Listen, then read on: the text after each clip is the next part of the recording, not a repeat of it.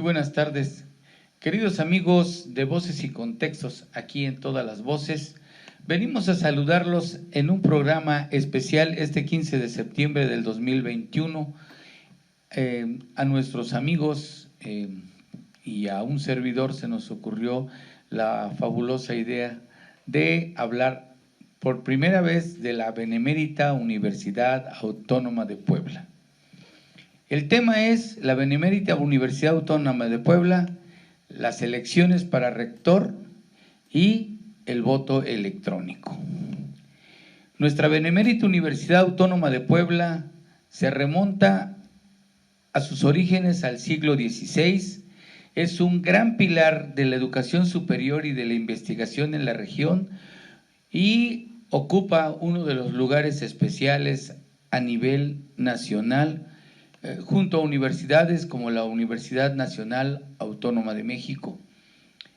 Es un gusto también saber y ser producto de esa universidad que desde el 9 de mayo de 1578 fue fundada por la Compañía de Jesús de San Jerónimo.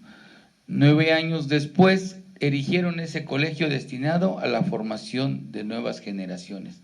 Ese colegio se llamó el Colegio del Espíritu Santo.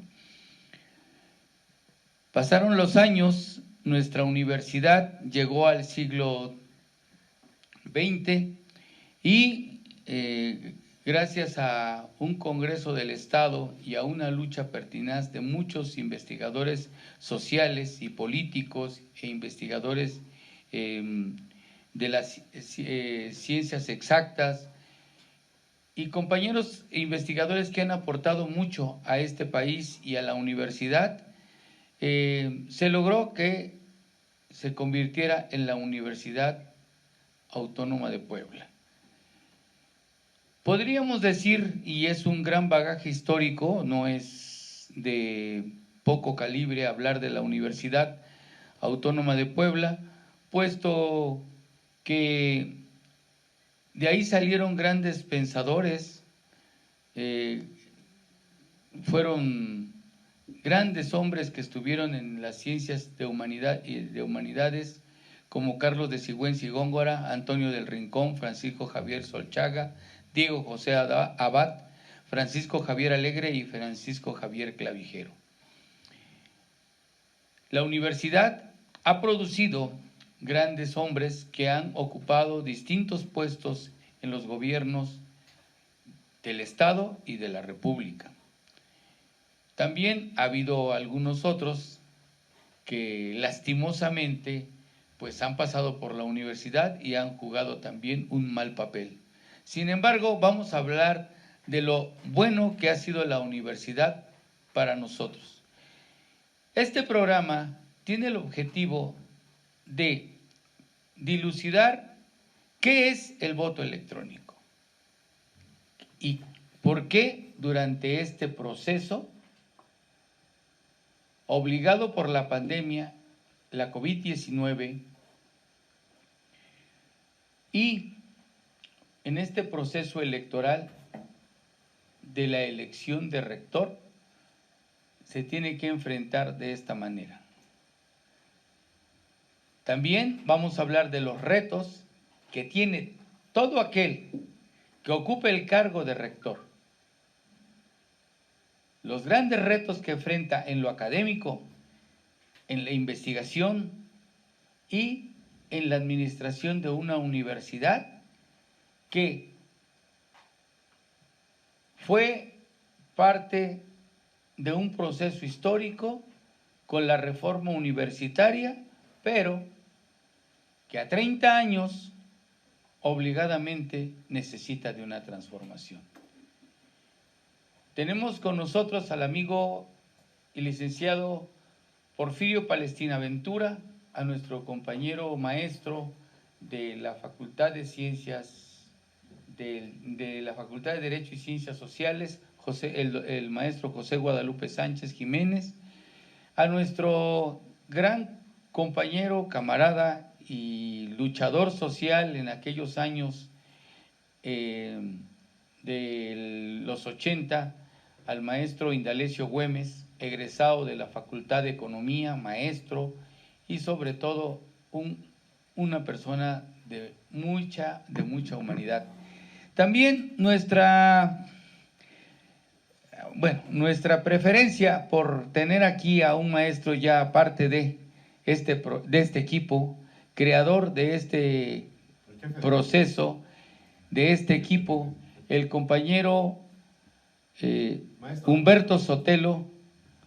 Es un maestro, la verdad, que ha escrito algunos libros y libros buenos. Lo felicitamos, maestro. Gracias por acompañarnos, y también el agradecimiento a nuestro compañero Sinar Suárez Sánchez, que dirige todo este equipo para que lo saquemos adelante y que estemos pues aquí presentes con ustedes. Pues le entramos al tema en directo, y la voz es para nuestro amigo y gran pensador, el maestro Humberto Sotelo. Muy bien, todo muy bien, maestro. Nada más una pequeña precisión. Y una precisión necesaria, pero que no es culpa del maestro Delfino, lo que voy a decir. Es parte del debate que he tenido con el mismo rector. Cuando me recibía, bueno, en los primeros tiempos, logré debatir con él. Cuando era tu amigo. Pues nunca ha sido mi enemigo, porque lo conocí. Bueno, después vemos en detalles. Voy a tratar de no extenderme porque no es el tema. Lo que pasa que cuando sacó su papelería el rector, su papelería oficial, tanto para la papelería institucional, para la papelería foránea, oiga, rector, digo, no está usted mal, no es 1578. No tiene la culpa del Fino porque es la fecha que difundió, que aparece. ¿Cómo que no? Disculpe usted. 1578 es la fundación de la residencia de los jesuitas. Los jesuitas acostumbraban llamarle colegios a sus residencias. Entonces usted nos está remontando a una institución clerical. Yo soy católico, yo no reniego, pero no es lo mismo una institución educativa laica que usted con esa papelería. Tuve un debate con él ahí en Angelópolis, por cierto, ahí con la oficina cuando me recibía. Y llevó a sus expertos, al que era director de la Fragua, a Santiago, llevó al gran académico Fernando Santiesteban. Llegamos, ahí me echaron toda la batería, pero disculpe, señor rector, la fundación del Colegio del Espíritu Santo como institución educativa, usted disculpe, fue en 1587. Y eso lo demostró, ¿sabe quién, señor rector? ¿Quién? Voy muy rápido, ¿eh? 15 de abril de 1887. ¿Quién lo demostró esto? En el archivo de notaría, su tío Antonio Esparza Soriano. Su tío lo demostró esto. Y aquí le regalo el libro de su tío. Le regalo el libro de su tío, donde se demuestra que la fundación de la UAPM... Bueno, puede ser detalles esto. No, lo que pasa es que una institución debe ser de su historia, pues debe ser fiel a su historia. Eso que hizo usted, con todo respeto, a lo mejor usted no lo hizo con mala intención, pero esto no puede ser. Debería el consejo no... Es que el consejo que se va a enojar. No, hombre, por favor. Todo lo que le diga al consejo va a levantar la mano, hombre. ¿Por qué no corrigen eso? Con todo respeto. Bueno, sí me comprometo a revisar estos errores y la cosa. Jamás se volvió a... Se lo digo con todo respeto porque no es mi enemigo. Porque su tío era mi amigo. Mío, ya murió, el viejo poeta Antonio Esparza, para mí el mejor poeta del siglo pasado. Al rector Alfonso Esparza lo conocí en casa del poeta, de su tío, que fue el que demostró que la fundación del colegio en 1587. Entonces, bueno, estos son, para mucha gente serían así cosas sin importancia. No, la historia es importante. No es lo mismo la institución civil laica que la institución religiosa. Sí, los jesuitas fundaron el Carolino en 1578, pero como residencia religiosa. Y en 1587 empiezan las actividades del Colegio del Espíritu Santo. Insisto, no es culpa del maestro Delfino, lo que pasa es que eso empezaron a divulgar. Pero sí coincido con Delfino. Es una institución de una gran tradición histórica, ya mencionó a los muchos grandes pensadores y miles que faltan todavía mencionar. Eso era en la época colonial. Es una institución que merece nuestro respeto, que ha contribuido. La historia de Puebla es fundamental.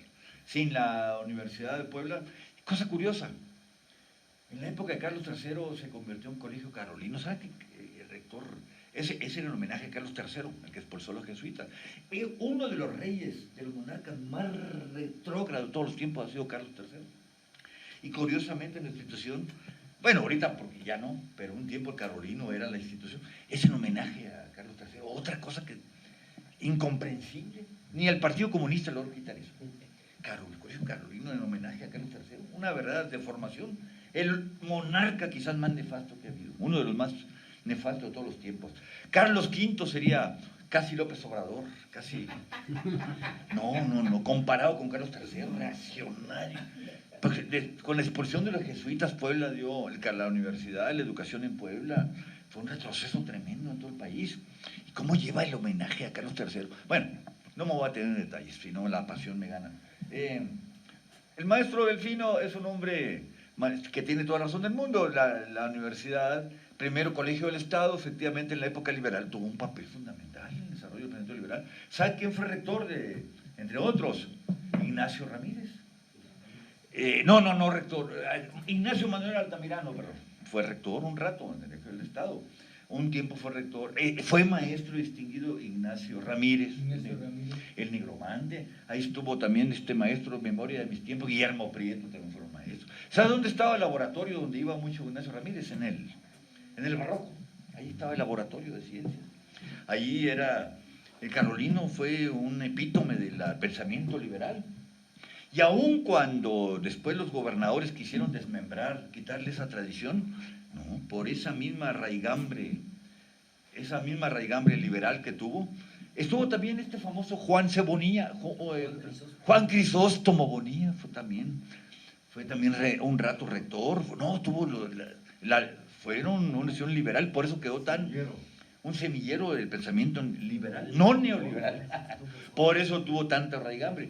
El pensamiento liberal, por eso la universidad resistió el embate de muchos gobiernos cuando llegan, ya en el siglo, ya después cuando llega la revolución, los gobiernos revolucionarios quisieron someterla y los estudiantes no eran enemigos de la revolución, pero mantuvieron su independencia. En la época de la guerra de Cuba con Estados Unidos, los estudiantes salieron a la calle a apoyar a Cuba, una gran tradición liberal. No, los estudiantes no se dejaron. En la época de Maximino Ávila Camacho hubo mucha resistencia. No, fue la única institución tal vez donde hubo focos de resistencia al intento de someter, lo que hicieron después los otros gobernadores, someterla, convertirla en una institución militarizada. Y los estudiantes no se lo permitieron. Hubo, obviamente con tanta injerencia del gobierno, tanto intento de dominación en la universidad, al colegio del Estado, no lograron aplacarla, pese a que sí, la afectaron obviamente de manera académica, pero aún así la universidad, por esa gran tradición liberal, laica, progresista, es la raíz de la grandeza. ¿Por qué es lo que no saben? ¿Por qué lo decimos esto? Con todo respeto, para que los nuevos rectores, que son personas jóvenes, a lo mejor, bueno, algunos no tan jóvenes, pero sí, yo digo que Lilia es una persona joven, comparado quizás con uno, pero que conozcan la historia de la grandeza de esta institución, porque rectores, bueno, no voy a decir nombres para no herir susceptibilidades, voy a decir nada más muchos rectores recientes, no tienen, para no herir, porque no es personal, pero a mí como historiador, pues sí, yo amo esta universidad. Aunque no soy de Puebla, realmente yo me identifico mucho con la universidad, realmente da consternación ver cómo desconocen la grandeza de la universidad, pues. Por eso yo le pido a la gente que diferencien entre la grandeza de la institución y los errores de algunos cuantos rectores o autoridades. La universidad no se debe empañar por la actuación de algunos personajes siniestros o que no han actuado de acuerdo a la grandeza de la institución. Imposible hacer una historia en 5 minutos, en 10 minutos, pero también hay que tomar en cuenta los grandes cambios que tiene la universidad. En la época de Luis Rivera Terraza, la universidad tuvo transformación. En la época del movimiento de reforma universitaria, y Puebla ha cambiado mucho. Puebla era una entidad levítica, feudal, enormemente tradicional, clerical. Si no es por el movimiento de la universidad, este estado no hubiera cambiado. Y también, así como los rectores no reconocen la historia, a veces los gobernadores. Algunos gobernadores, tampoco voy a decir nombres, no reconocen que no inventaron ellos en el Estado. Esta Puebla es producto de todas esas luchas que hubo, de la gran tradición de lucha en movimiento social. ¿Qué habría sido el Estado si no por la reforma universitaria, que se convirtió en un movimiento popular? No hubiera habido reforma política. Por eso que los gobernadores también que tomen en cuenta esta gran tradición del movimiento social y universitario. Entonces, bueno, la universidad en todos últimos tiempos, como toda gran institución, pues tiene sus desafíos. Necesita desempolvarse, llenarse, combatir muchos prejuicios, combatir mucha herencia del pensamiento neoliberal que plasmó también en la universidad. Estoy seguro que debido a la gran tradición de esta universidad, se va a lograr. Pero necesitamos también hacer un esfuerzo, involucrar a los universitarios, plantear qué aspectos hay que redefinir en las relaciones con la comunidad social y con los propios universitarios. Hay muchos retos que tiene esta universidad. La gran tradición liberal no basta. También hay que saber enfrentar los nuevos conceptos. Bueno, para no extenderme, yo creo que sí, interesante el tema, y yo plantearle a los rectores abiertamente, a los candidatos, ¿por qué la universidad necesita respeto y por qué necesitamos enfrentar los nuevos desafíos para que la universidad mantenga su gran tradición, ¿no? Muchas gracias. Bueno, así como sigue, va nuestro amigo Indalecio Güemes. Parte de la historia. Toda la izquierda.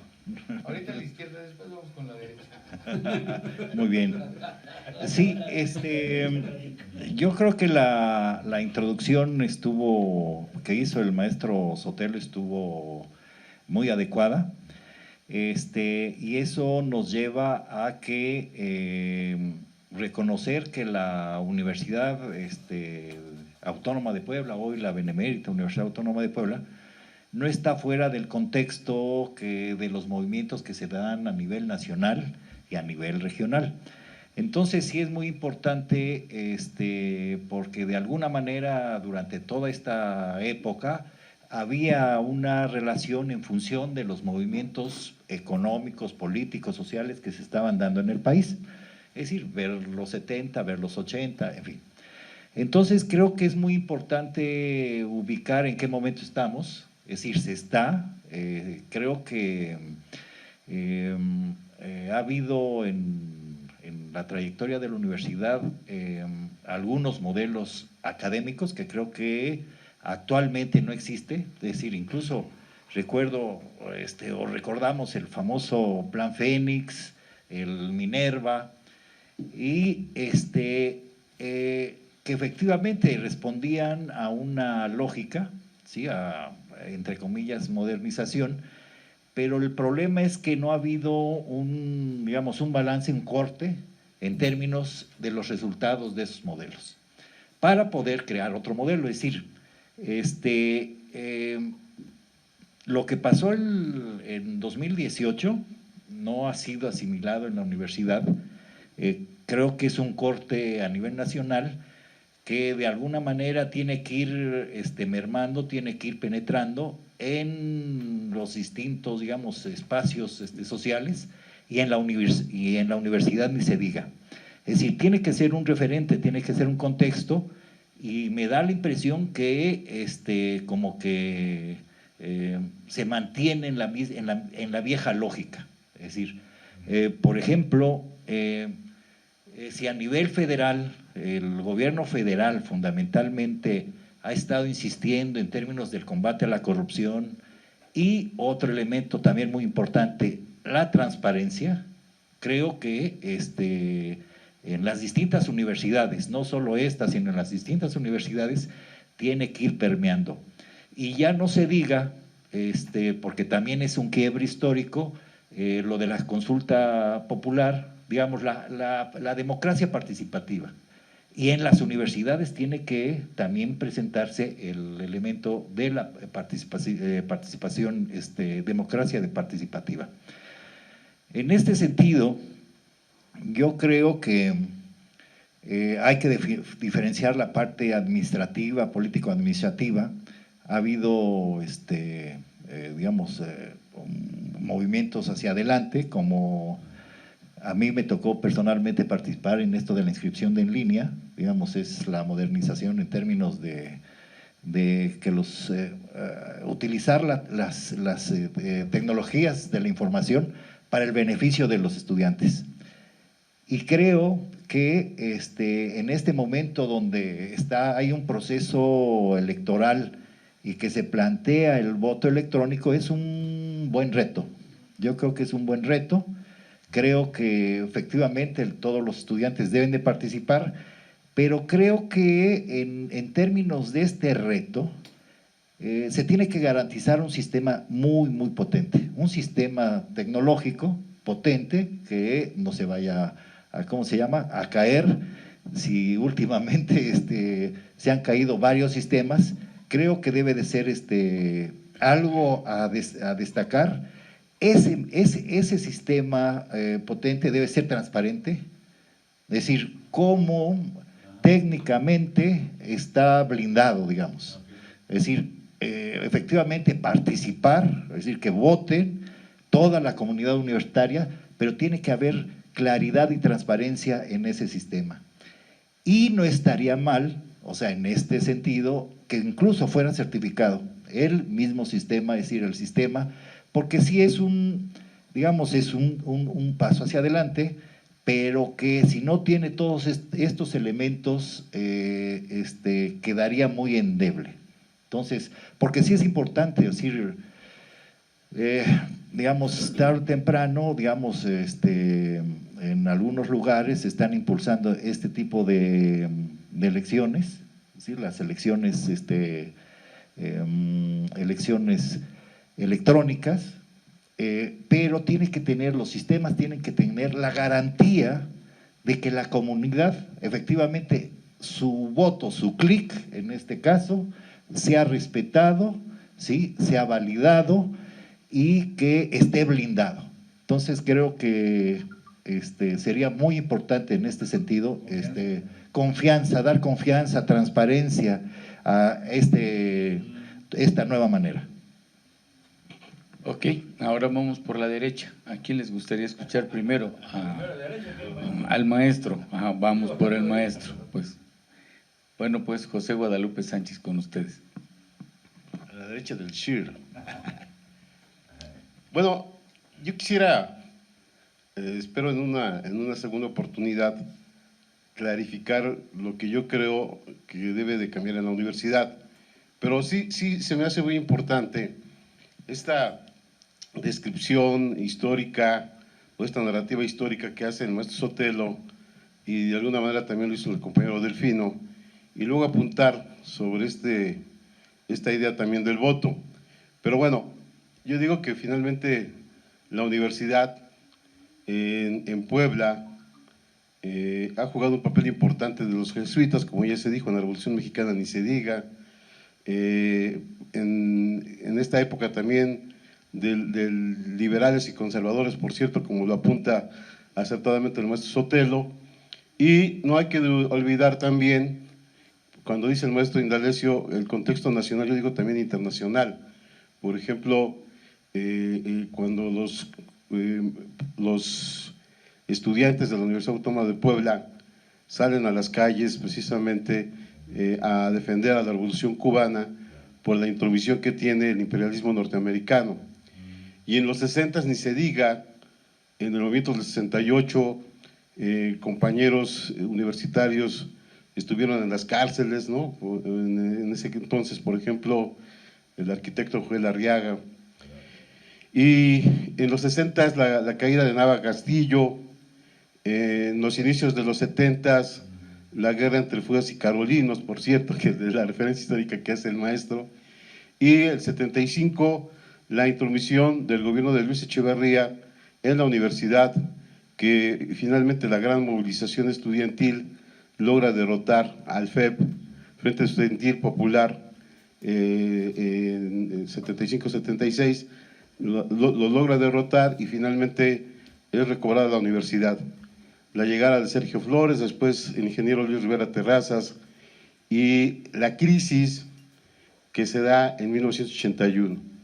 Bueno, esto, ¿por qué lo digo del 81? Porque ahí hay dos visiones de la universidad que yo creo que había que reivindicar en ese sentido. La primera tiene que ver con la idea de esta relación orgánica entre un partido y la universidad.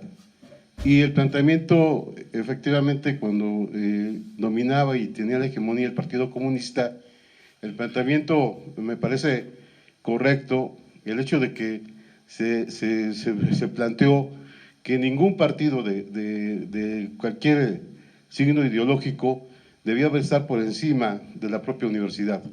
Es decir, conservar el carácter plural y la defensa de la autonomía universitaria contra cualquier intromisión de cualquier entidad política. Bueno, a mí me parece que la llegada de Alfonso Vélez Priego plantea estas tesis y de seguir en esta idea de seguir proyectando la Universidad Democrática, Crítica y Popular. Bueno, ya después, a fines de los 80s, vamos a ver la llegada de Samuel Malpica, que también trae ciertas controversias y que termina en una crisis en el 89-92, que llega en ese contexto de ataque a las universidades públicas, encabezada precisamente por el gobierno de Manuel Bartlett, y que ante esa crisis de la clase política universitaria y la incapacidad de poner una alternativa, pues vienen los cambios en la universidad, como la ley orgánica de la universidad, y donde se quita este aspecto o se transforma o se legaliza por medio del Congreso del Estado el voto universal directo y secreto, y se plantea el voto paritario o seccional. Y bueno, esto también después llevó a algún planteamiento de que había que revisarse. Por ejemplo, el hecho de que los directores tengan autonomía para votar, el hecho de que a lo mejor las preparatorias estaban sobre representadas, y en ese sentido también vemos que el saldo que vivimos a fines de los 90, pues es el impulso de una nueva visión y un nuevo modelo educativo que tiene que ver desde una perspectiva neoliberal desde mi punto de vista. Y ya después vemos la llegada precisamente después del dojerismo. Cuando hablo de dojerismo me refiero a José Doher y a Enrique de Doher, que bueno, se reeligieron varios años, y después llega el maestro Enrique Agüera, impulsando el mismo modelo, y después precisamente llega el actual rector. Bueno, yo creo que este proceso había que analizarlo, como ustedes, como dicen acertadamente nuestros compañeros, pero sin olvidar la perspectiva histórica que ha tenido nuestra universidad y el gran papel y que ha jugado en términos no solamente del impacto académico, sino también el impacto político y social que tiene en el Estado de Puebla. Y algo muy importante también, que lo dejo para el segundo planteamiento, que no olvidemos esta perspectiva de lo que ha significado el papel de las élites políticas en la universidad y el modelo que se ha impulsado, y que finalmente pareciera, y eso lo decimos de manera muy clara y concisa, que la universidad como tal sí ha tenido un alejamiento, no solamente del sector productivo en términos reales y concretos, sino su compromiso con la propia sociedad, y que es necesario transformarla en una idea de que se dé la participación de la comunidad universitaria, no solamente en términos de la vinculación hacia el exterior, sino también ver aspectos de la vida orgánica de la universidad y también aspectos que tienen que ver con hacer eficientes y sobre todo que tengan un impacto social la revisión de los programas de estudio para que tengan un aspecto vinculatorio. Y también estar atentos a los grandes cambios tecnológicos que ha habido a nivel global y a nivel nacional y regional, para que la universidad siga teniendo su impacto, y por otro lado plantear que la universidad no puede estar alejada de la sociedad porque a ella se debe. Esa sería mi primera intervención. Muchas gracias, maestro. Licenciado Porfirio Palestina, le toca lo más difícil. Sí, lo más difícil es continuar hablando con estos temas tan grandes, tan gigantes, donde nos vamos a enfrentar a una elección el 20 de septiembre, que es el lunes, y que nos encontramos ante una situación importantísima cuando hablamos del voto electrónico. Si de todo esto consideramos la historia desde la educación laica, la educación liberal, la educación hasta socialista que se dio en la propia universidad, los movimientos sociales, el movimiento que se daba por la libertad de la cátedra, por la autonomía de la universidad, y todo esto ha venido consigo con la finalidad de una universidad del conocimiento, con una universalidad de la investigación. Grandes personajes han estado en nuestra universidad y sí nos preocupa tanto a los universitarios como a la sociedad y a otros más que no se dé esa autonomía de la universidad. Pero esa autonomía de la universidad debe partir de la confianza a la que se van a enfrentar hoy los candidatos a la rectoría, por lo siguiente, porque la comisión electoral debe garantizar, debe tener un blindaje, escudos, criptación y todo lo demás posible para garantizar esa confianza del voto electrónico. Si la confianza del voto electrónico no se garantiza, esto lleva a una crisis. Y otra de las situaciones que se están viendo es el equilibrio de esta elección, esa equidad con que va cada uno de los candidatos. No es el más simpático, no es el que tenga el currículo más grande, sino quien se apegue más a la necesidad de la propia universidad. De ahí que muchos maestros que estén haciendo proselitismo o cargando la viga hacia el otro, induciendo a los propios universitarios a que se vayan hacia un voto determinado, esto se vuelve contrario incluso hasta a la identidad y a la dignidad de un universitario, de un ente pensante. Por esta razón, consideramos que lo importante es que los universitarios, y cuando digo los universitarios no me refiero al que va a la aula y recibe la clase, sino también al docente, al investigador y a todos, para que seamos congruentes, para que la congruencia nos lleve a esa esperanza que queremos de una universidad distinta, una universidad donde no es porque esté en contra del Estado, no es porque esté en contra de la Iglesia, y no es porque tenga que estar contra un sector de la sociedad. La universalidad es la inclusión del todo. Y cuando hablamos de la inclusión del todo, tenemos que meter los valores de todos. Por esa misma razón, se requiere que se tenga el respeto de esa autonomía universitaria y que no se vuelva prebenda de algún grupo político determinado de la universidad o que termine en garras de un partido político o de una situación de esta naturaleza, porque entonces pierde esa identidad de autonomía. Tengo confianza en que han estado trabajando sobre el voto electrónico, es bueno, y hay que acudir a votar. Yo llamaría a todos los universitarios a que acudan a votar, porque mientras más votación exista, mejor legitimidad le da al rector. Que no se justifique el asunto de la pandemia, que no se castigue al que no quiera votar. El voto es un derecho que se ejerce, pero también si no quieres no lo ejerces. Pero lo más correcto es ejercerlo.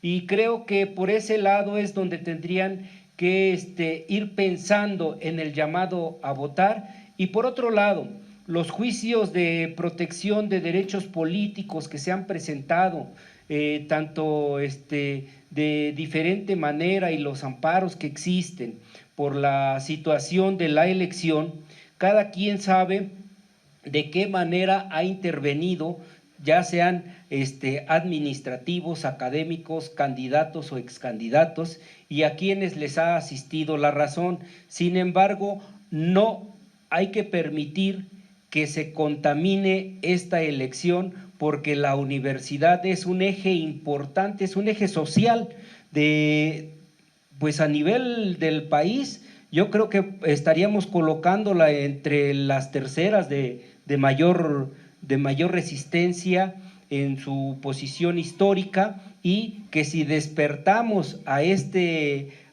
león dormido con una situación que no se quiso prever, entonces sería lamentable.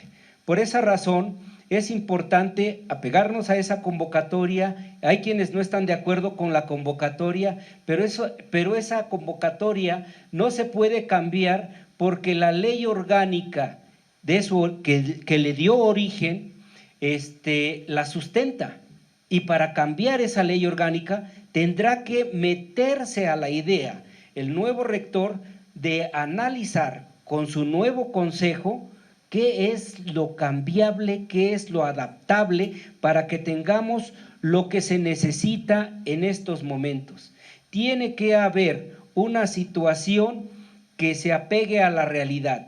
¿Cuál es el pensamiento teórico? ¿Cuál es el pensamiento objetivo que puede dar hasta la propia universidad? Y cuando digo universidad, no porque lo diga un rector, sino que lo diga un sistema y diga: nos adaptamos a la cuarta transformación, esto no es funcional, esto sí puede apegarse, es viable que se sigan poniendo algunas carreras en algunas regiones indispensables. Puebla cuenta con toda una biodiversidad de climas, es increíble. Tenemos una zona desértica, árida, tenemos climas tropicales, valles, es diverso, y entonces creo que Puebla puede dar mucho más todavía en ese aspecto, pero también hay áreas sociales. Hay áreas sociales que tienen que ser impulsadas y tienen que adaptarse en cada una de las regiones, para que el capital humano posible de capacitación pueda quedarse en la sociedad y no se tenga que emigrar. Capacitas a un estudiante y lo mandas a Guadalajara, lo mandas a Monterrey, o simplemente se va del país, entonces no estás produciendo para el Estado. Necesitamos que se produzca para el Estado y hacer una universidad más apegada a la sociedad. Muchas gracias, compañero. Muchas gracias. Realmente se nota la claridad de la tesitura en lo que estamos planteando. Creo que una de las cuestiones más importantes que se han planteado aquí es la historia de la universidad, porque precisamente con esa trayectoria que tiene, no podemos dejar que esa universidad decline, sino por el contrario, tratar de levantarla. Antes que nada, sus servidores, los que estamos aquí presentes, somos de extracción universitaria y sabemos que el alma mater se lleva en el corazón. En 1937, con Maximino Ávila Camacho, el 14 de abril se transforma de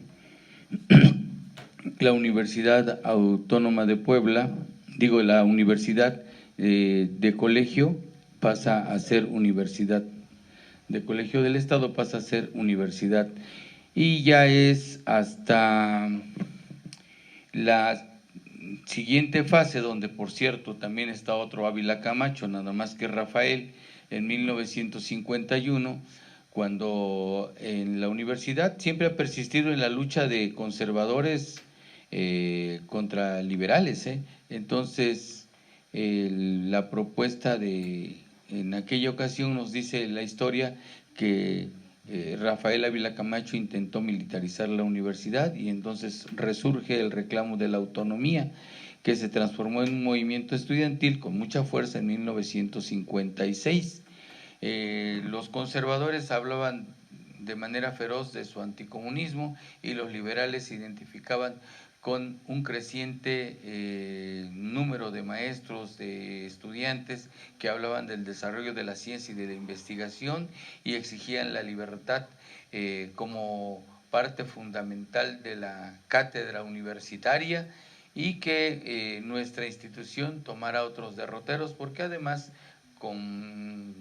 también lo mencionaron los maestros, en la Revolución Cubana, que fue en 1950, a finales de 1959, los 60 vivieron una etapa álgida de desarrollo social y de luchas constantes por la libertad y por la transformación, por el respeto incluso a Cuba, que hoy tratan de denostar y de decir que no son bienvenidos los cubanos a México. No, eso no es cierto.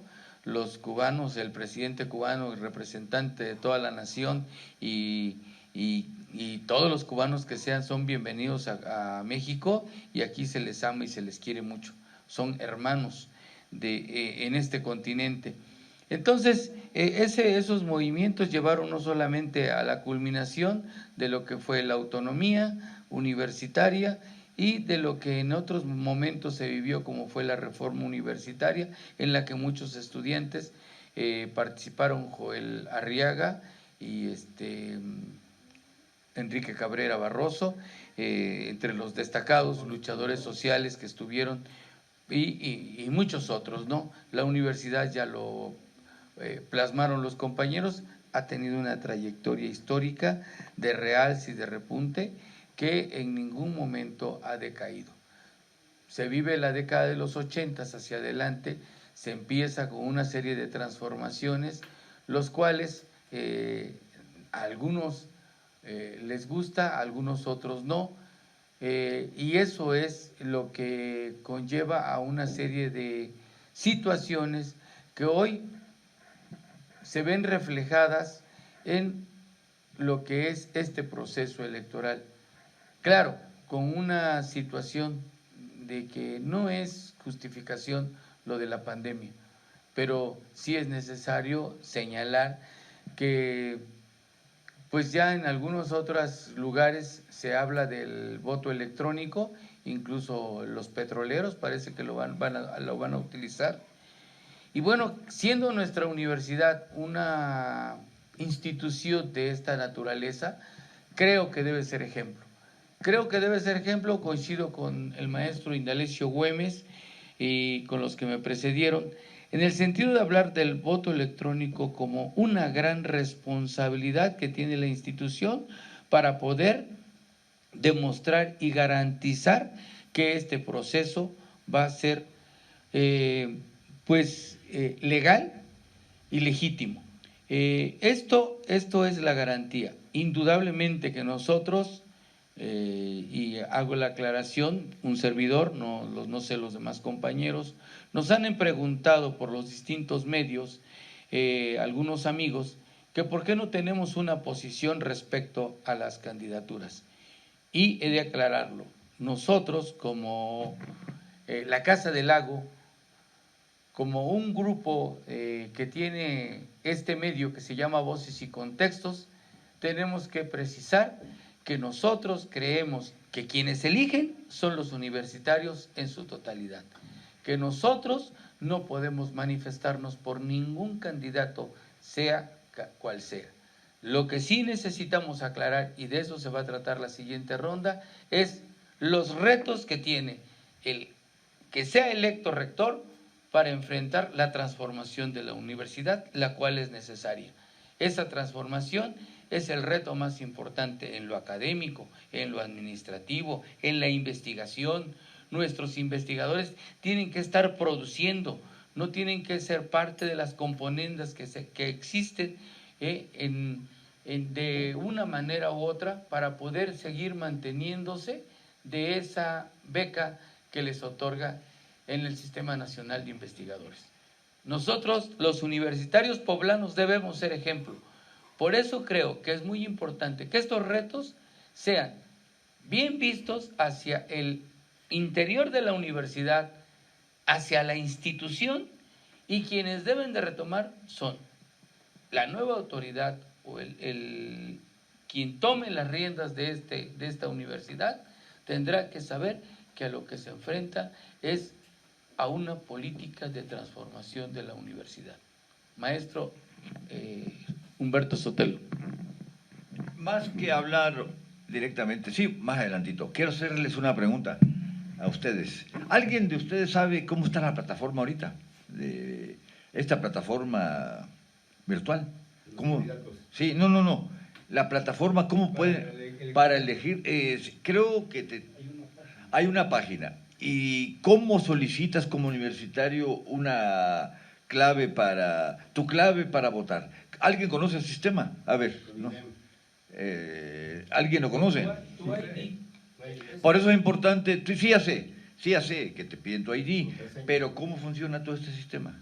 ¿Cuál el aspecto técnico, llamémoslo? Otra cosa es, estoy de acuerdo con el maestro Indalecio y con el maestro Delfino, yo creo que hay que darle transparencia y confianza y certeza, ¿no?, a todo el sistema. Pero ¿cómo funciona? Digamos, un universitario que quiera votar, un estudiante X, digamos, de historia, da su clave en una página, se mete a la plataforma y ahí automáticamente, y el sistema aguantará 120,000. Lo va llevando porque es independiente. Sí, resiste el sistema. Te lo pregunto porque yo en la cuestión de tecnología no... A ver si el maestro nos puede aclarar eso. Bueno, yo, más bien, así va a ser. Va a haber una plataforma en donde uno dice de qué facultad es, da uno su ID, su contraseña, y van a aparecer los tres candidatos de uno. O sea, por ejemplo, usted tiene su ID. Yo tengo mi ID. Ajá, y tiene usted una contraseña para entrar ¿Y la contraseña qué te la da? Te la da se supone que en su ID usted debe tener una contraseña para poder ingresar y no cualquier persona se puede meter. Ya que se metió a la plataforma, van a aparecer los tres candidatos o incluso puede también la opción abstención. Vota y entonces ya manda usted su respectivo voto a la plataforma y ellos lo tienen que cuantificar. La pregunta que también hacían varios alumnos, dicen, bueno, es que no tenemos mucha certeza. Bueno, esperamos que no le pase como a Bartlett, se caiga el sistema, ¿no? Sí, ya con el maestro, ya con el maestro. El maestro es el maestro. ¿Las explicaciones, maestro? Los retos de la... Sí, pero la contraseña todavía me quedan dudas. Bueno, entonces, ahora sí lo vemos. Resolvemos el problema de la contraseña.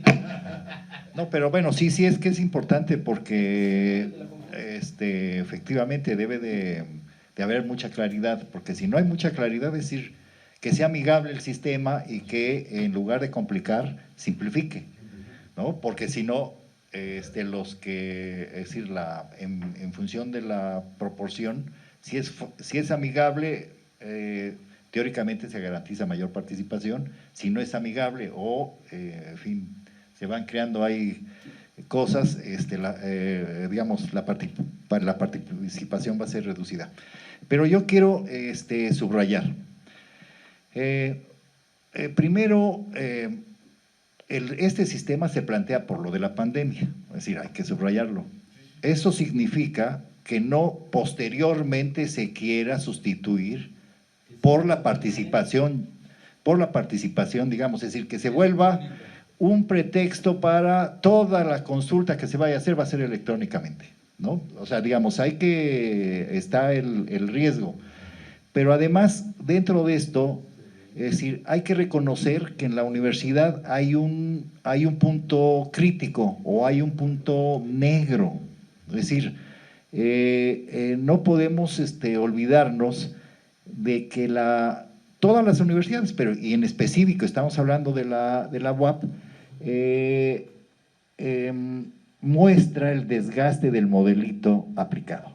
Es decir, si no se plantea, es decir, que se entre a una nueva etapa, y el que salga electo va a tener muchos problemas. Es decir, si no se detecta ese punto negro. Siempre en las universidades hay esos puntos negros, o esos momentos de crisis, o esos momentos de corte. Digamos, en los 70 con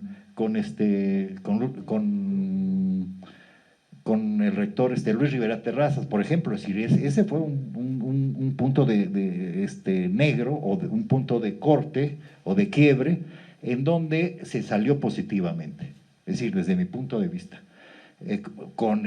Digamos, en la transición con Alfonso Vélez también hubo otro punto, y actualmente estamos en otro punto de quiebre.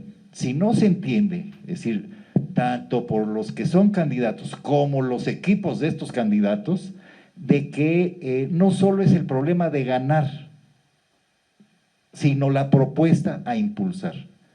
Y en un nuevo contexto, en el contexto de transparencia, de participación, y además de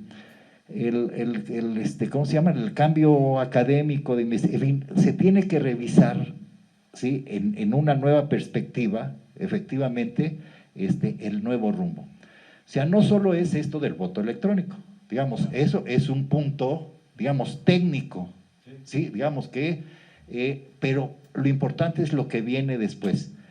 Si no se entiende que efectivamente hay digamos, hay el punto negro, y puedo yo comentar algo con relación a este punto negro. En el país está siendo cuestionado todas las instituciones de cómo están funcionando.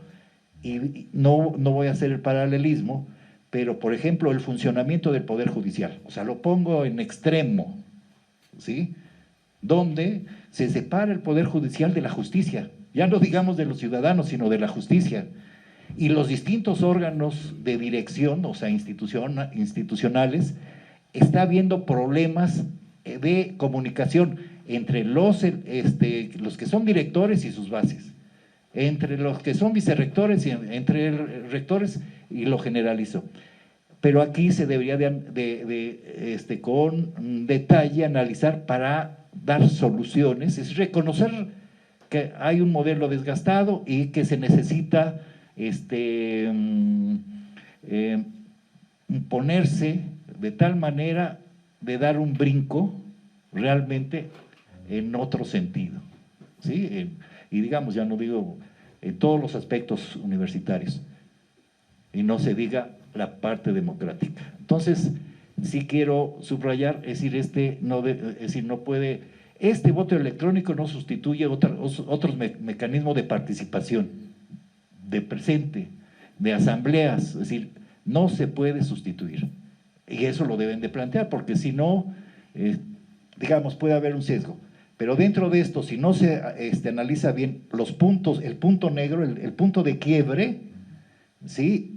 Se puede ir la universidad hacia abajo o podría escalar. Muy bien. ¿Alguien más, maestro, que quiera precisar ahora sí ya sus... Sí, es cierto, el asunto no es el voto electrónico en sí, el problema es un tipo técnico, pero es importante, ¿no? Pero es importante porque la participación, para que los universitarios pues no piensen que va a ser inútil su voto, pero el problema no es el voto electrónico, sino la posibilidad de reformar el sistema de participación de los universitarios, ¿no? En la época cuando se hizo la reforma, 1900, ¿qué fue? 89, fue cuando el Congreso del Estado se abrió el debate para la reforma. Estaba fresca el problema del exceso, el punto negro que les llama el maestro Indalecio. En ese entonces el voto universal, directo y secreto era realmente... Fue mal, lástima, porque era noble la idea, ¿no? De que participaran todos, de que un voto de un universitario, de un preparatoriano, valiese lo mismo que el voto de un de un doctor, de un científico. Pero pues el izquierdismo galopante de esa época deformó, se utilizó pues de manera exagerada eso y provocó una situación que provocó una crisis en la institución. A veces que yo extraño el izquierdismo, comparado con el derechismo, a veces extraño el izquierdismo galopante. Pero lo cierto es que las instituciones son conservadoras por excelencia, pues. Las instituciones existen, tienen sus normas, sus métodos. No me gusta decirlo, pero las instituciones no conservadoras son ordenadas, ¿no? Exigen mucha estabilidad. Y el voto así, universal, directo, secreto, que propagaban determinados voceros. Lástima, porque son gentes nobles. Entre ellos mi querido amigo Luis Ortega, pues provocó una crisis institucional. Ni una institución sobrevive así. Y eso provocó pues la crisis que llevó al golpe. Yo le llamo el golpe democrático. Muchos amigos míos se enojan. De broma, ¿no? El golpe que provocó, pues que el voto, en lugar y nos fuimos al extremo, el voto universal, directo y secreto, que era noble en muchos aspectos, pero que se convirtió en un ambiente de desestabilización, provocó el extremo. Vino la reforma de 89, un poquito antes, creo que fue después de 89, ¿verdad? Porque yo asistí, yo ya no estaba en la UAP, ahí ya me habían despedido, gracias al voto universal directo y secreto. No hay democracias perfectas. No, ya sé. Entonces, pero sí asistí a algunos debates interesantes en el Congreso.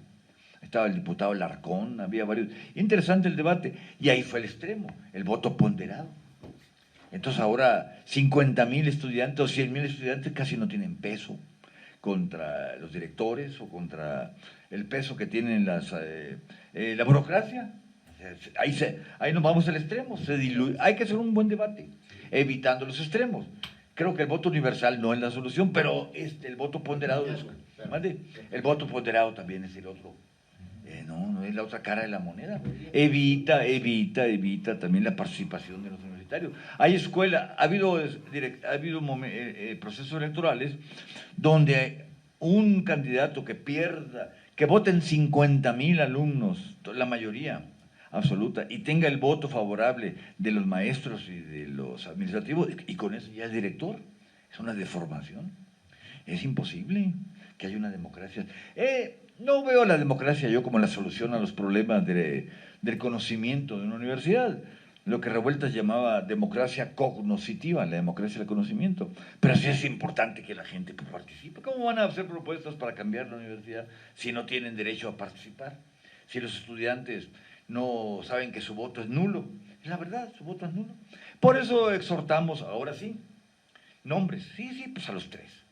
A Cedillo, que yo creo que tienen buena intención, la candidata Grajales, que saben bien, Ricardo Paredes, que saben bien que eso no puede seguir. Yo creo que hay que reformar ese sistema de voto. El sistema de voto de participación, el voto ponderado realmente es una verdadera antípoda de la democracia. Eso tienen que cambiar. Bueno, más adelante abordaremos otras cosas, ¿no? Muy bien. Bueno, vamos a prestarle el micrófono al compañero Porfirio Palestina porque veo que está ansioso, para que vayamos cerrando, ¿no, amigo? Pues con esta participación vamos a ir cerrando. Primero que nada, es dentro de la situación que se presenta, que presente el nuevo rector o rectora, es la transparencia de los recursos públicos. Otro de los puntos es la libertad y la participación de los universitarios. Impulsar además las asambleas, los congresos y los foros para que el sentir que ha incomodado, aunque efectivamente el universitario es transitorio, no es permanente, pero al existir una institución permanente, esta institución debe ser moldeable a la exigencia social. Y eso es lo que se quiere, porque si no lo estamos haciendo de esa manera, entonces no está llegando a su objetivo, porque lo que se requiere de esta elección es una certeza. Y aparte de esa certeza, que lleve a la legalidad y que garantice una legitimación. Por eso el sistema del voto electrónico, que genera mucha controversia, es una causa de que no ves quién te está recibiendo tu voto, dónde cayó tu voto, si el hecho de que el IDEM cortó el origen de dónde vino ese voto.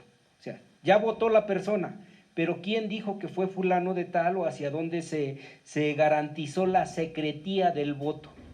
Y entonces esa parte de la secretía también debe garantizarse.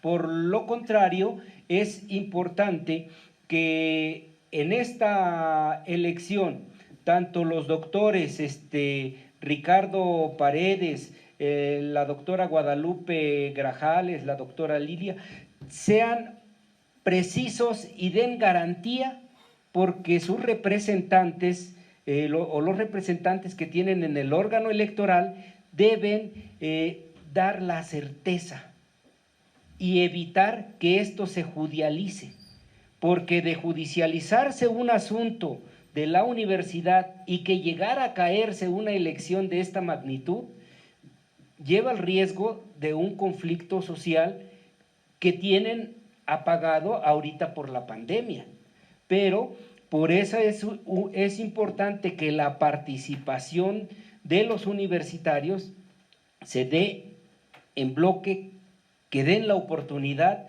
pero que nunca se olvide que esto es una etapa transitoria y que esta etapa transitoria tiene que abrir los espacios de la participación directa de los universitarios.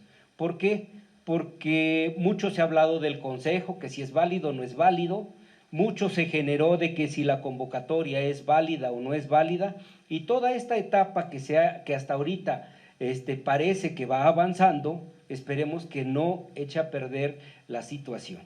Y yo confío en que pues los candidatos tendrán que ser prudentes, y también que el órgano electoral garantice esta situación, porque los universitarios queremos eso, y queremos una convivencia con la sociedad y una convivencia y respeto con el Estado. No pueden estarse peleando una institución universitaria con el gobierno del Estado. Tenemos que convivir aún dentro de nuestras diferencias. Muy bien. Muchas gracias. Miren, bueno, estamos en el colofón del programa. Me permito, como hay una serie de puntos que han tocado los compañeros, vamos a tratar de avanzar en esta situación de la manera siguiente. Uno es que la Casa del Lago, este colectivo que se llama la Casa del Lago, que tiene su órgano de transmisión en Voces y Contextos y que tiene sus segmentos, como es en el caso de Todas las Voces, se hace responsable de lo que aquí se está diciendo. Somos partícipes de la participación, o somos invitadores o incitadores a la participación de los universitarios a esta práctica del voto electrónico. ¿Qué es lo importante? La participación. Eso es lo importante. Que manifestemos si estamos de acuerdo o no, si estamos conformes o no, como la consulta a la cual nosotros estuvimos invitando a que la ciudadanía se involucrara en esta participación social. Lo mismo hoy le decimos a los universitarios, estudiantes, maestros, catedráticos, trabajadores, que se involucren en que digan por medio del voto lo que prefieren. Los que estamos aquí sabemos que es muy importante que la legalidad y la legitimidad de este proceso vaya de la mano con lo que es cuidar la institución, cuidar a la Benemérita Universidad Autónoma de Puebla. ¿Por qué? Porque la historia no se acaba, la historia continúa, y muchos tenemos que asumir la responsabilidad de ser o no ser. Y los candidatos, Ricardo Paredes, Guadalupe Grajales, Lilias y la doctora Lilia Cedillo, tendrán que asumir la responsabilidad de que quien quede al frente de la universidad tendrá que enfrentar los retos de la cuarta transformación. Y los retos no se reducen nada más a la cuestión de ver si los maestros están funcionando en lo académico, si los investigadores están trabajando, si los alumnos están cumpliendo, si se está cumpliendo con todos los programas de estudio, si se está desarrollando estos programas de investigación. No, hay cosas más latentes, como es la administración pública de la propia universidad y lo que es las políticas públicas en la universidad. ¿Por qué? Porque es un ente social que demuestra hacia afuera lo que se hace adentro. La vinculación de la universidad con la sociedad es lo más importante que tenemos que desarrollar, y ese es una petición a quien quede a rector. Necesitamos vincular la universidad a la sociedad. Hay otros problemas. el asunto de la cuestión laboral. Eso no puede quedar en el olvido. No es posible que haya maestros en condiciones de hora clase con salarios deplorables, pero tampoco que haya trabajadores de confianza que de una manera u otra, por acoso laboral, por lo que sea, sean violentados sus derechos. Tampoco que haya trabajadores que sean de una manera tácita violentados sus derechos y, tendría que decirlo, muchos incluso durante esta pandemia. Eso es lamentable. Esos retos, para quien quede como rector de esta universidad, tendrá que enfrentarlos de la mano con los trabajadores. No dejar, no permitir que siga subsistiendo entramajes en los que, por caerle bien o por ser una persona de confianza de uno u otro, solapan actitudes que no son ni dignas de un universitario. Eso es muy importante también para que nosotros vayamos conduciendo esta universidad por nuevos derroteros. También está el asunto de que los alumnos deben sentirse con la mayor libertad para el aprendizaje, para el conocimiento y para la construcción de sus propios conocimientos. Esto solamente se desarrolla con libertad. Bueno, pues como esos hay muchos y muchos más retos. Los menciono porque pareciera que nosotros quisiéramos que nada más el voto electrónico sea lo funcional. No, eso nada más le va a dar legitimidad y legalidad. Pero si confiamos cuando vamos a un banco y metemos nuestro NIP y pedimos tal cantidad o pagamos tal cantidad y no tenemos ningún problema, pues vamos a confiar en que vamos a dar nuestro NIP o nuestra contraseña, vamos a entrar a la plataforma y va a responder a lo que nosotros vamos a razonar con nuestro voto, uno u otro, el que sea, pero ese debe ser respetado. El asunto de la plataforma que soporte la participación de todos también es muy importante. Esos serían de los grandes retos que tenemos para poder enfrentarlos y claro, seremos partícipes de las grandes transformaciones en la Benemérita Universidad Autónoma de Puebla. Por último, el maestro José Guadalupe Sánchez me pidió la palabra, también el maestro Indalecio Güemes, serían los que cerrarían el programa. Es que el maestro Delfino rompió la secuencia de la izquierda y la derecha. Es un rupturista. Dijera un politólogo, el centro no existe. Bueno, Nunca ha existido.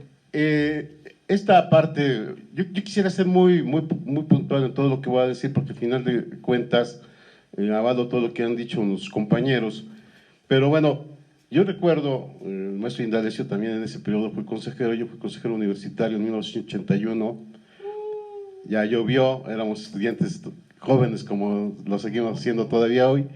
Y bueno, había que revisar, todavía me recuerdo, maestro Sotelo, que el maestro, el doctor Casés Menache, que era secretario general de la universidad, hizo una narrativa de todas las intervenciones y de lo que pasaba ahí. Es decir, desde mi punto de vista, el Consejo Universitario debe ser un verdadero centro de debate de la problemática universitaria y también de lo que está pasando en el país. Bueno, por otro lado, me parece que estos temas de lo que podría ser un congreso o un foro que revise distintos temas como algo inevitable, por ejemplo en la UNAM, cuando se llevó a mediados de los 90 el congreso en la UNAM, quienes fueron eran los que tenían por medio de 9 y no hubo ningún problema. Y bueno, ahí se defendió precisamente el hecho de que no era posible las cuotas porque se atentaba contra la universidad pública. Este otro punto que plantea rápidamente el maestro Sotelo de la ley orgánica, bueno, efectivamente se dio este cambio en los 90 por medio del Congreso, pero también, yo decía hace rato, se empezaba a cuestionar que esta manera de dirección o la forma de cómo se determina los procesos internos en la universidad, había que revisarlos nuevamente, porque me parece que en su ejercicio real no es tan representativo como se está planteando. Por otro lado, en el caso de la extensión que tiene la universidad hacia el exterior, bueno, ¿qué está pasando? Hace algún tiempo algún directivo nos decía, o de las prepas regionales, o de los directores de preparatorias, de cómo se puede vincular en el aspecto productivo agrícola, como dice el maestro Palestina, a las problemáticas que hay. Y no solamente son las prepas, sino también debería de ser las facultades de Derecho. Es decir, cómo incluir, hacer como células empresariales, corporativas, que impulsen las pequeñas y medianas empresas, que son las que impulsan el mayor número de empleo. Entonces, ahí también entramos a otro problema, la extensión universitaria y el servicio social, que tiene que ver precisamente con esta idea de la centralización. A mí me parece que un reto de la universidad debería de ser descentralizar. Estos temas que yo estoy abordando, de alguna manera también los hemos discutido con un grupo de maestros de varias unidades académicas, de la investigación. Es decir, si partimos del hecho de que efectivamente los recursos son escasos, también lo que hemos visto de manera real, digo, no es malo que se asesore a corporativos, pero también me parece que también esta investigación debe tener un impacto en la propia sociedad y no quedarse solamente en los libros. Creo que ese es el gran reto de la propia investigación y ya lo decía el maestro Indalecio, es la crisis que hoy existe a nivel de las universidades y que debe replantearse esa investigación para que tenga su impacto en la propia sociedad. De los órganos internos, las unidades académicas, el propio Consejo Universitario, deben ser verdaderas unidades donde se discute y se dé prioridad a lo académico sobre lo político o lo grupuscular. Por otro lado, estábamos hablando también, y también lo hablaron algunos compañeros, del papel que tiene la universidad en relación al Estado. Bueno, a mí me llama mucho la atención cómo, y en nuestro hotel, y los compañeros aquí se recordarán, cómo el ingeniero Terrazas, a pesar de que era un visionario de izquierda y bien comprometido con las causas sociales, y además un gran científico, esto no hay la menor duda, por cierto que también fue mi maestro en física y filosofía, en filosofía y letras, con la maestra Rudo Campo, él de alguna manera en su relación con la universidad supo medir muy bien la autonomía, pero tenía relaciones. Y entonces lo que plantea el maestro Palestina, creo que a la universidad por ningún motivo le queda confrontarse con el Estado porque estamos en una perspectiva de los grandes problemas que hay en el Estado a nivel regional. El otro punto que también me llama mucho la atención es esta idea de la rendición de cuentas y un tema que también tocó el maestro Delfino. Es decir, el Consejo Universitario y la propia comunidad universitaria deben de plantearse efectivamente que las próximas autoridades rindan y vean qué es lo prioritario para la universidad. Porque efectivamente para la visión, digamos, de un sector de la universidad o para el rector o para cualquier dependencia universitaria, puede haber otro tipo de prioridades, pero hay una realidad que hoy viven los académicos, sobre todo lo que dice el maestro Delfino, el problema, por ejemplo, de los hora clase. ¿Cómo hacer para incentivarlos? ¿Cómo hacer para que puedan crecer académicamente? Y por otro lado, para fortalecer la vida académica, que es lo que sucede en la universidad.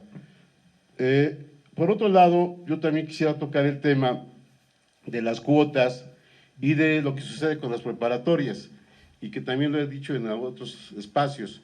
Es decir, ¿cómo es posible que en la UNAM los bachilleratos tengan pase automático?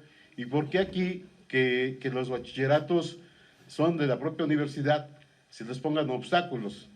Y también yo no concibo, digo, puede haber preparatorias de primero o segundo nivel, no, ¿por qué no homogenizamos a todas las prepas y le damos, ¿sí?, la misma connotación a todas, y en la misma perspectiva. Y entonces lo que ha pasado con los preparatorios es que efectivamente hay de primer nivel, de segundo nivel y de tercer nivel. ¿Por qué no impactamos a todas las preparatorias? Le damos el mismo nivel para que tenga su impacto en la propia sociedad. El problema de las cuotas. Yo quisiera replantear aquí un tema que sí es preocupante. Cuando se dio el Congreso en la UNAM, por ejemplo, se planteó una perspectiva de que efectivamente no podían pasar las cuotas porque atentaba contra la educación pública. Bueno, ¿qué es lo que sucede o se llegó a plantear? Bueno, aquellos hijos de obreros y campesinos, que efectivamente era una salida que se estaba dando y que yo digo que debía de plantearse aquí en la universidad, que no tengan esta posibilidad de pagar su cuota, se les debe de condonar. Y ahí estamos reivindicando a la educación pública y además la tradición política de esta universidad. Bueno, por otro lado, a mí me parece que otro de los aspectos fundamentales que no se dijo acá y que de alguna manera lo planteamos, es la libertad de cátedra. Creo que la esencia de una universidad es la libertad de cátedra, la pluralidad, la crítica, como elemento fundamental para incidir en la propia sociedad. Y en ese sentido, me parece que la universidad debe hallar espacios como foros que pueden terminar. Yo creo que no hay que tenerle miedo a un posible congreso universitario en donde efectivamente se priorice lo académico y algo bien importante, es decir, el modelo que hoy vemos, el modelo académico, está agotado. Eso no hay la menor duda. Y lo cambió no porque se dé el proceso de un modelo, como lo dijo el maestro Indalecio, el proyecto Fénix, el proyecto Minerva, sino las propias condiciones externas cambiaron, como cuál, la propia pandemia, como cuál, el propio modelo de desarrollo económico que está planteando el gobierno federal. Y por otro lado, me parece también, había que entender que vienen fuerzas pujantes y que las élites tradicionales en la universidad también ya están agotadas. Y creo que en ese sentido no debemos de tener miedo a que efectivamente esta universidad cambie de rumbo porque la sociedad lo demanda, porque las propias condiciones nacionales e internacionales así lo demandan. Y eso no se quita del renglón, hacer una universidad que racionalmente sea eficiente, pero sobre todo muy comprometida con la sociedad que a ella se debe. Bueno, ya también para cerrar, no hicimos se nos olvidó, pero a nombre de los compañeros, hago un llamado a la comunidad universitaria, no solo a que participen, sino a que lean las propuestas de los distintos candidatos. Digamos, ahí se puede rastrear qué es lo que están proponiendo para la universidad de aquí para adelante. Y entonces, ese es lo que yo quería subrayar. Lean, habría que abrir foros de discusión sobre lo que plantean los distintos candidatos y creo que por lo menos se plantearon algunas cosas que muestran cómo en la universidad se abrió un espacio, o hay que abrir un espacio de discusión. Se cerró, es decir, ¿cuántos años se tienen que no se hacen foros, no hay discusión? Y eso es parte de la formación de los estudiantes, de los maestros, en fin. Creo que esa parte en términos de la formación se ha perdido. Entonces, creo que es importante señalar eso. Maestro. ¿Cuánto tiempo disponemos? 3 minutos. Bueno, mira, hay un asunto que comentó el maestro Palestina, que yo creo que debemos darle su lugar a ese asunto, y implícitamente el maestro Indalecio y el maestro Delfino y el maestro Guadalupe. Todavía no se tiene claro al respecto, pero hay indicios de que, bueno, no indicios, señales inequívocas de que la universidad necesita una nueva política de transparencia, ¿no? Sobre todo a raíz de los escándalos, no universitarios aquí, los escándalos provocados por el llamado, ¿cómo se llamaba? La estafa maestra. las universidades de Hidalgo, de Estado de México, etcétera, ¿no? En estas universidades, ¿y cómo se enfrentó este problema? En algunas de estas universidades, el Congreso del Estado asumió la prerrogativa de nombrar al Contralor. Les impuso al Contralor a estas universidades como una forma de asegurar la transparencia. Bueno, aquí hay un problema de tipo jurídico, de tipo legal, tipo político y lo que sea. Lo cierto es que todavía faltan reformas jurídicas, un debate a nivel nacional. Pero mientras, ¿cómo podríamos enfrentar este problema? No quiero decir que la universidad ya se estafa. Puede ser que sea mayor incluso, pero no partimos de ahí, de ese supuesto. No partimos de... Hasta que no se demuestre lo contrario. No. ¿Cómo resolver ese problema que dice el maestro? Mira, el gran problema, la reforma del artículo 3 que se hizo con José López Portillo establece que las universidades son autónomas. Y hay un capítulo donde se establece que son las propias universidades las que administran sus recursos. Bueno, muy bien, todo muy bonito. El asunto es que cambiaron los tiempos y ahora la sociedad pues le pide a las universidades que transparenten el manejo de los recursos. Bueno, todavía necesita haber una reforma, pues un debate nacional. Pero bien, ¿cómo hacer este problema entonces? Mientras no se resuelva esto. Pero hay leyes también, no sé si sean compatibles, pero lo cierto es que hay leyes, sobre todo la ley de servidores públicos, cuyo capítulo 1 dice que toda institución que maneje recursos públicos debe ser fiscalizada, ¿no? Debe ser fiscalizada, y la universidad maneja recursos públicos. Bueno, te pueden decir, sí, la auditoría de la federación. Sí, la auditoría de la federación fiscaliza, como su nombre lo indica, los recursos federales. ¿Cuánto recibe la universidad por recursos federales? ¿4.000 millones o 5.000? Bueno, no me acuerdo. 5.000 creo. Viene la auditoría de la federación y comprueba, y creo que sí, se demuestra que la universidad, se demuestra que hay transparencia en esos 5.000 millones de la federación. Pero también recibe recursos del Estado. Hay recursos que provienen de los llamados, que lo que el maestro Delfino llama recursos impropios. No, son recursos propios. Hay mucha tela de donde cortar, mucho dinero, y es importante que la sociedad tenga claro. Bien, ¿qué sucedió hace 2 años? Los órganos, exactamente. Hace 2 años el gobernador Barbosa envió a su contralor a que checara, a que hiciera una auditoría. Hubo resistencia. No vamos aquí a tratar el tema. Hubo resistencias, hubo molestias, hubo situaciones. El rector dijo que era una cosa inusual. Esta situación no terminó de manera feliz ni infeliz, sino todo lo contrario. Pero es necesario. ¿Cómo resolver este problema? Mientras se legisle, mientras hay un debate más amplio, mientras sepamos lo que va a pasar con este problema de la transparencia, una fórmula que establezca un equilibrio entre transparencia y autonomía. Como decía el maestro de Palestina, es incompatible la transparencia que te supervisen con la autonomía. ¿No? ¿Por qué? Puede haber determinado gobernador que puede, sí, ya sabemos cómo es la política, pero yo creo que en este caso, si hay buena voluntad de parte de la nueva autoridad universitaria y de parte del gobernador, ¿qué se puede hacer? Yo hago una propuesta personal, ¿no? Digo, sí. ¿En qué sentido? De que haya un acuerdo, de que no se imponga el contralor desde fuera, y que también la universidad tome en cuenta el parecer de la Cámara.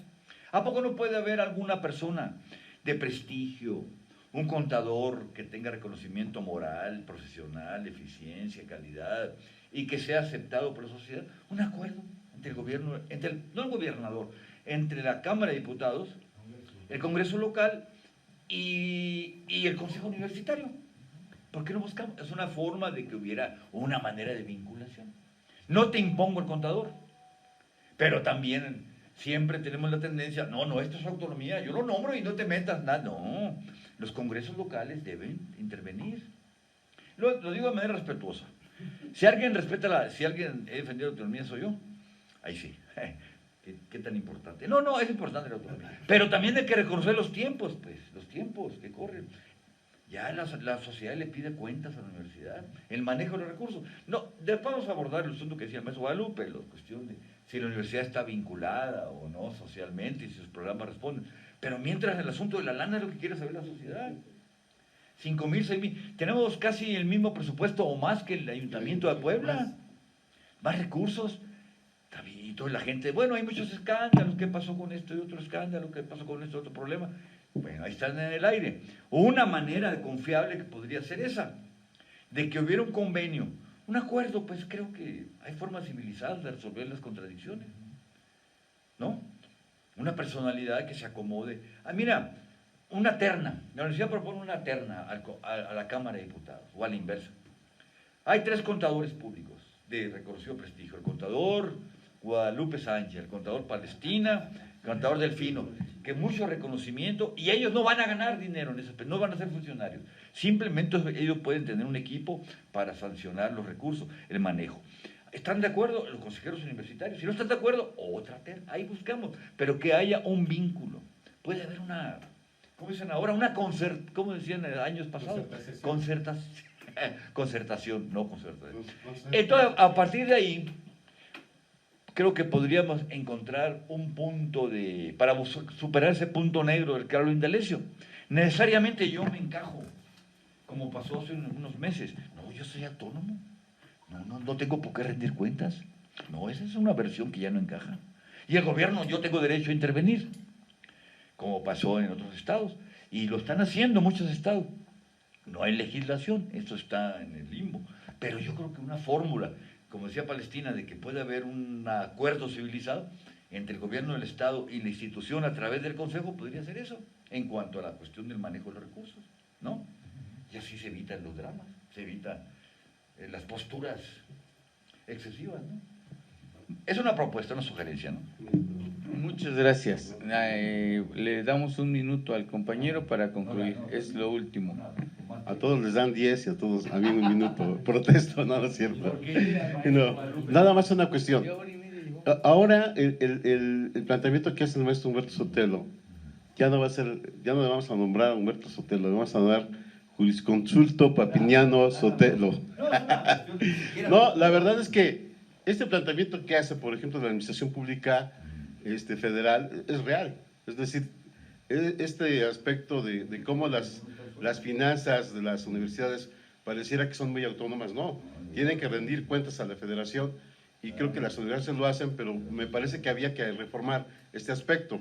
Bueno, luego entonces a mí me parece que eso pasa necesariamente porque efectivamente los universitarios discutan en foros amplios. Dice el maestro el maestro Indalecio, es que los candidatos deben tomar en cuenta. No, digo, sí estoy de acuerdo, pero yo agregaría otra cosa, mejor dicho, agregaría de que efectivamente hoy, como él mismo apunta, es necesario abrir espacios en donde la comunidad universitaria también opine. Y creo que de manera inevitable nos debe de cambiar, o sea, esta visión de los universitarios, pero también de la clase política universitaria, debe cambiar esa visión patrimonialista del poder en la universidad. Y que hacer de la universidad mayor, es decir, en una perspectiva de mayor autogestión, en donde los órganos que están establecidos por la propia universidad realmente funcionen. Por último, yo diría, sí hay una crítica a la manera de cómo se ha venido procesando esta elección, sobre todo en esta idea de que si el Consejo debió haber nombrado primero al Consejo Universitario y luego al rector, y que son controversias. Bueno, ya el propio rector decía, bueno, es que hubo una controversia, ya lo negaron la suspensión y no hubo nada. No sabemos qué pasó con el recurso del señor Francisco Vélez, bueno, del investigador Francisco Vélez, no sabemos realmente, y efectivamente, pues es lo que tenemos, está el voto electrónico, y creo que efectivamente el llamado sería, como lo apuntan mis compañeros, que revisen bien las propuestas, para que efectivamente se dé este proceso tenga credibilidad, y como dijeron mis alumnos, es un proceso en donde debe haber participación, debe mejorarse este procedimiento de manera inevitable, y creo que finalmente también los universitarios son críticos a cualquier situación. Y creo que lo otro sería también replantear que la visión de la universidad debe de cambiar de todos y que debe haber mayor participación universitaria. ¿Alguien más? Bueno, pues nos agotamos algunos minutos. Muchas gracias. Lo único que me queda decirles es que este programa está dirigido a los universitarios, a la sociedad poblana y a todos los interesados en el tema para conocer nuestra universidad, sobre todo los amigos egresados también, que han de saber que su universidad aún sigue y está precisamente en una encrucijada. Diríamos, la encrucijada de su historia es: quede quien quede como rector, tiene que asumir los retos que la modernidad y la transformación les pone enfrente. Muchas gracias, hasta luego.